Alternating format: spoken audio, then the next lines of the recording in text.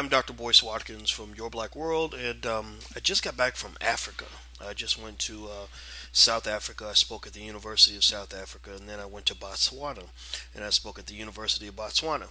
And I was there for about 2 weeks, and I just had an amazing time. One of the things I can say beyond any doubt whatsoever is that if you haven't been to Africa, you have to go.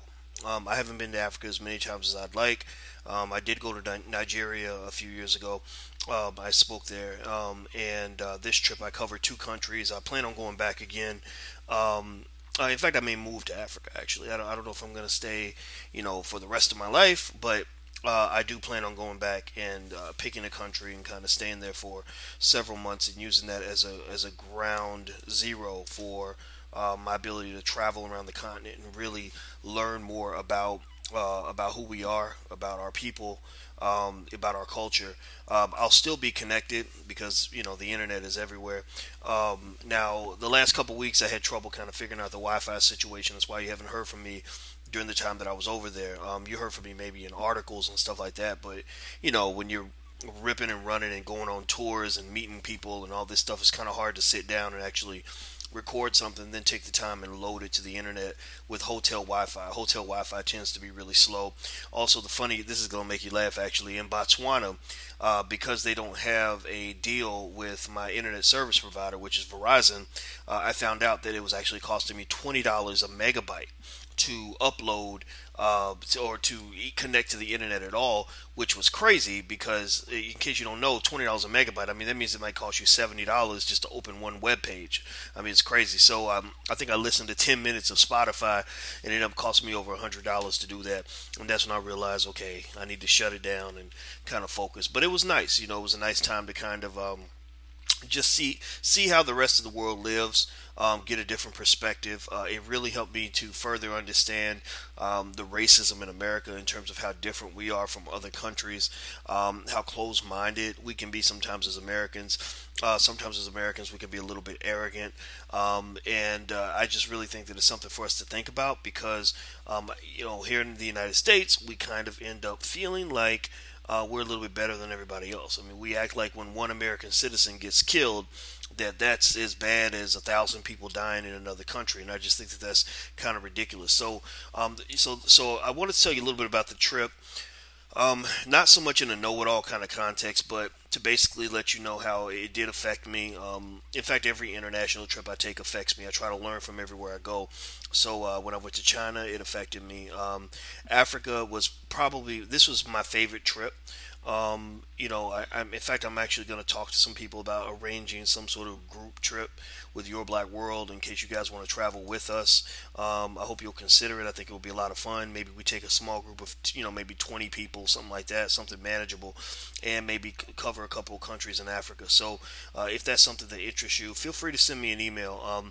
You can email me at boyce@boycewatkins.com, or you can also email maria@boycewatkins.com if have any connects in terms of helping us really get this done in an effective way.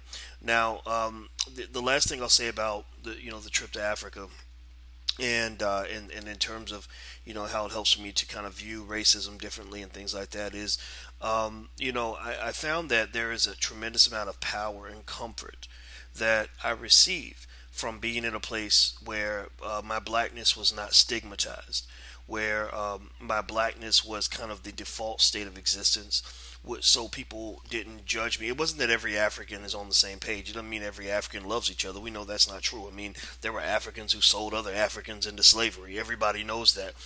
But here's the thing, and I got into a debate with an African professor. It was a very friendly debate, but it was a public debate because she said that sometimes Americans or Europeans romanticize Africa and they think everybody in Africa loves each other, everybody gets along.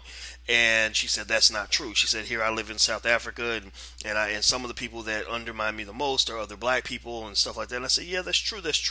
I said, however, if you're in a place where the majority of the population is black, you're still going to have enemies. You're still going to have haters, or whatever people want to call it. You're still going to have people that undermine you, but at least they're undermining you for some reason other than the fact that you're black.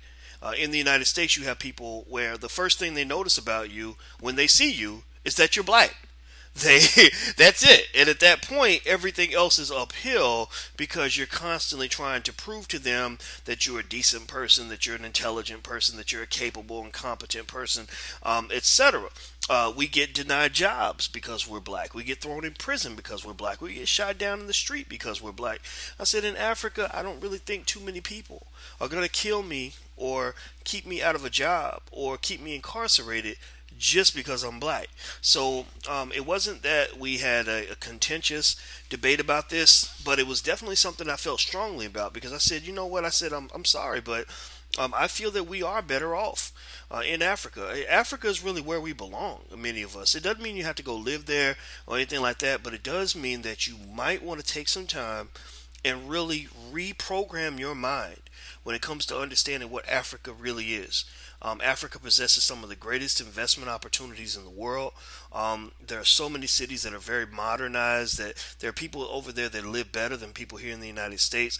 It is completely different from much of the imagery that you're shown in media because what the white man kind of wants you to believe, and I'm not talking about all white men, I'm talking about the white men who have the power, the ones who serve to oppress us. They want you to think that where you come from is shit.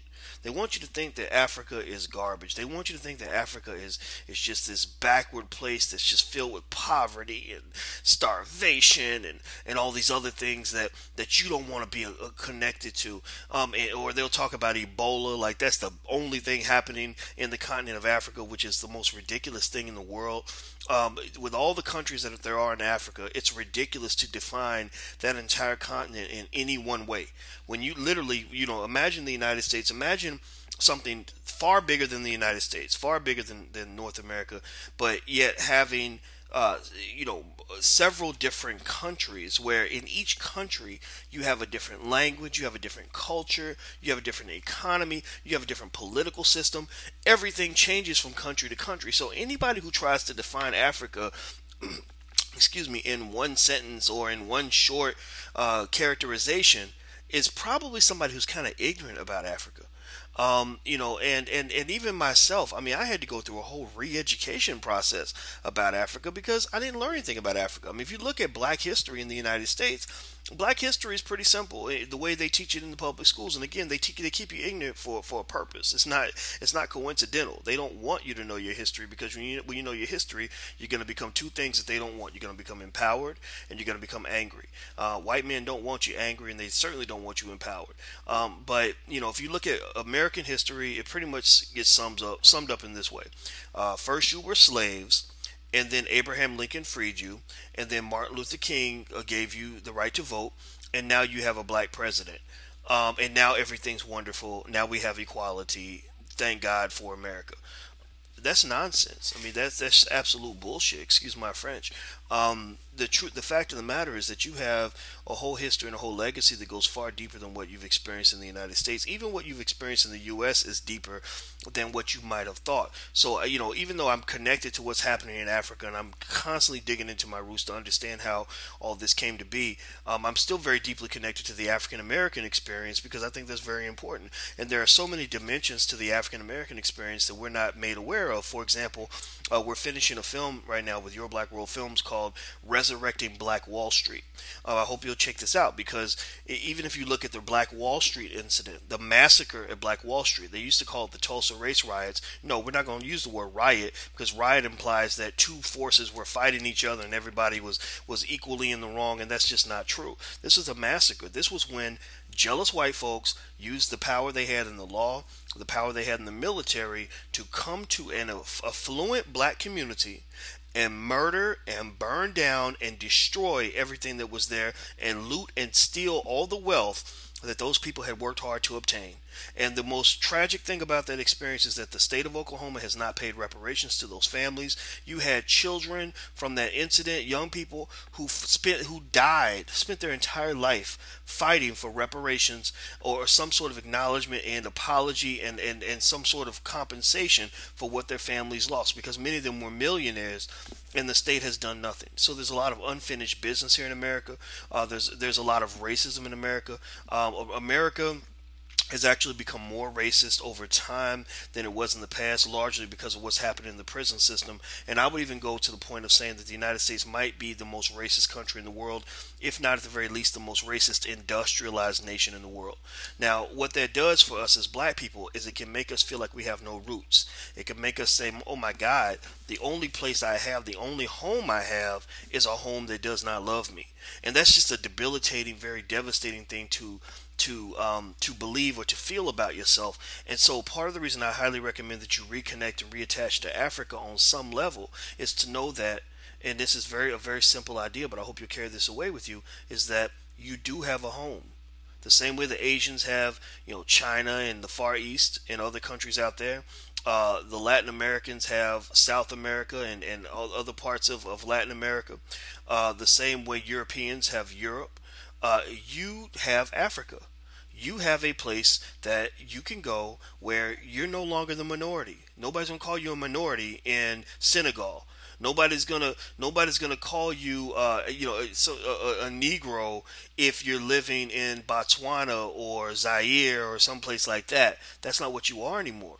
You're a human being. That's the thing. You get a chance to live in a place or be in a place where there are a lot of people like you, and you have opportunities to reconnect to your humanity by having people judge you in a way that does not simply get reduced to the color of your skin. It does not mean that there are not problems in many countries in Africa. It doesn't mean that there are not conflicts in many countries in Africa. Now, to be quite honest, many of these conflicts have occurred because of European colonialism. So that's something to always remember, something to study is very interesting. But in general, I just really think that if you can save up a few $100s or $1,000 to buy you a ticket to go to Africa, and I know we can do it because we spend money on Air Jordans, we'll spend money. They do these stupid ads where they, with Ford cars or whatever, these fancy cars, they want to sell you to make you feel special because you're driving a fancy car, and they always play the certain type of ethnic music like don't do, and they make it so that by owning this car, you're a stylish black person. What they're doing is they're playing with your head because they're playing to the idea that black people feel the need to spend extra money in order to be stylish because it makes us feel better about who we are. But the truth is that you really don't need all of that. I suggest that instead of giving all your money to these big corporations that won't even give you jobs anyway, I say save your money, take a trip back to Africa, learn about who you are, learn about your roots. Make sure you understand that you do have a place in this world, and it's not at the bottom of the basement the way many of your oppressors have taught you to believe. And that's all I really want to say about Africa. I just highly recommend that you go. I'm going to talk to my people and see if we can arrange some kind of a joint trip. I think that would be so much fun to do. And also, don't forget, we have that film, Resurrecting Black Wall Street, coming out very soon. I hope you'll support it because just so when we collect money from people at Your Black World, when we sell you things, it's A, things that are going to make your life better, and B, the money's put to good use. We are hiring black people. We are investing in the black community. We are trying to reach and teach and also inspire and to some extent entertain. Everything doesn't always have to be serious, but we're putting that money right back into the black community. So I hope you'll take that time to give us that support because we really love you and I really appreciate you oh so much. And I appreciate you even more now that I'm back from Africa. And I'm telling you, the trip was great. And I'm a little bit jet lagged, so if you see it in my eyes, or if it seems like I'm rambling, please forgive me for that. I'm still trying to recover. But until we meet again, please stay strong, be blessed, and be educated. I'm Dr. Boyce Watkins from Your Black World. Take care. I'm gone. Peace.